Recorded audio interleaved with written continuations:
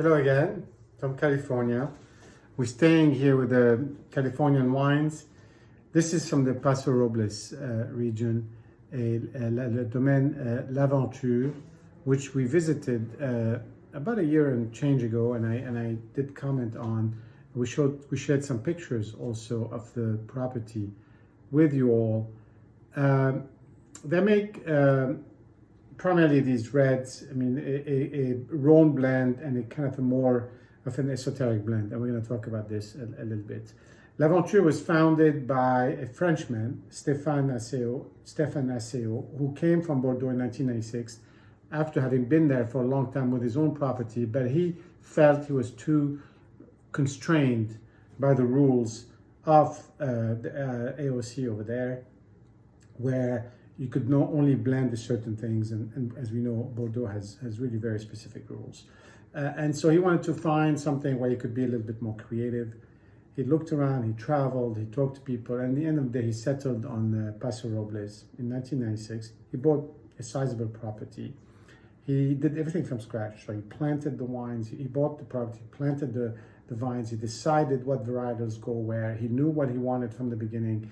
He was really trying to maximize what he could get out of the exposure, the different soils. I mean, these are hills in this sort of valley going east to west. He was close to he bought close to the Pacific on the western end, and it's just a terroir that's rich in sediments. It's schisty. It's a combination of sort of good water retention, so you don't need irrigation. At the same time, a little bit tough on some of the vines, so they really have to grow deep roots. And so what you have as a result, and with these really big temperature changes between the day and the night, up to 40, 50 degrees sometimes. So you get a longer growing season, maturation time, let's say, and a little bit of and they have very low, low density. So it's very concentrated grapes and vines, and very low yield. So these are really tough little grapes, let's say, and they kind of, again, this is designed from the bottom up to have the wine that he wanted. And then over time, they were able to build a new winery and a new cellar, and this is what we visited last year. So this is a project that's really, was designed and thought out very well early on. Now, what we're having here is a Côte à Côte, which is a Rhone blend. Basically about 50-55% Grenache, and the rest about half Mourvèdre and Syrah, depending on the year. There's a little bit of new French oak, about a third. There's a 10% of concrete. There's a little bit of amphora, and so it's a bit of an interesting esoteric aging process. It takes about 14 months. It's unfined, unfiltered. And, I know when I tasted it there, it was a different vintage. It was just really incredible. The other wine is their estate wine, the other big wine there, which is a blend of Cabernet Sauvignon, Syrah, and Petit Verdot. So this is the kind of stuff he could not do in Bordeaux. And just as another, just anecdote here, one of the wines that inspired him is Chateauneuf, one of our favorite wines here. And they have, if you recall, this unique blend of Cabernet Sauvignon, Cinsault, and Carignan. So again, it is that sort of way, that thought about trying to mix different things that really he wanted to put in place, and he was able to do here. This is a wine that seems to be a darling of the critics, the property. So very highly recognized, expensive, all that kind of stuff. Paso Robles has become more and more expensive. It's less expensive than Napa, let's say, in general, but it's still, I think, part of what a lot of people feel is sort of the overpriced nature of American wines. But again, it is different. We like to enjoy it, and we're going to see what we have here. Let's see.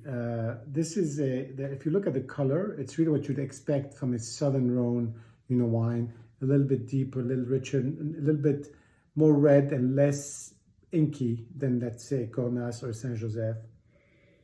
On the nose, there's a lot of alcohol here. This is 15.5% alcohol.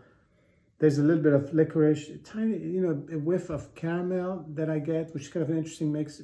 Some spiciness, some chocolate, maybe a little more creamy on the chocolate, a little more sweet. It's just sort of very interesting because it's what you expect from a Chateauneuf du Pape, let's say, but maybe that caramel, without being sweet, it's not necessarily the sweetness of the caramel, it's some of the other notes that you get. Maybe the saltiness.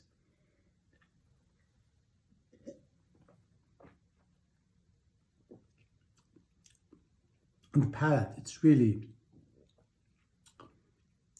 just beautiful because all that fruit comes together, the alcohol comes together, and none of it gives you a really hot impression, which is often could be the case with a, let's say, 2016 Chateauneuf that you're drinking too young.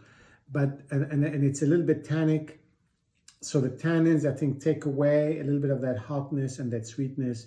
It kind of puts it a little bit more in a Bordeaux kind of category, which of course it is not.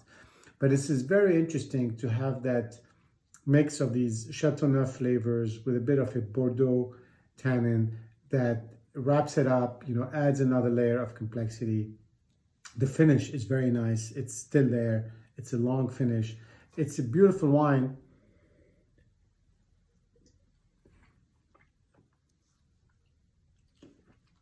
We had that today for lunch with another couple, and everybody really enjoyed it. It was lunch. It was a little, it's a heavy wine for lunch, but we were able to enjoy it and really get the most out of it. It's a beautiful wine despite the cost. And I think if you want a Chateauneuf, a truly high grade Chateauneuf du Pape with the intensity and with the depth and with the richness, with a little bit of an extra twist, this is a great thing to try.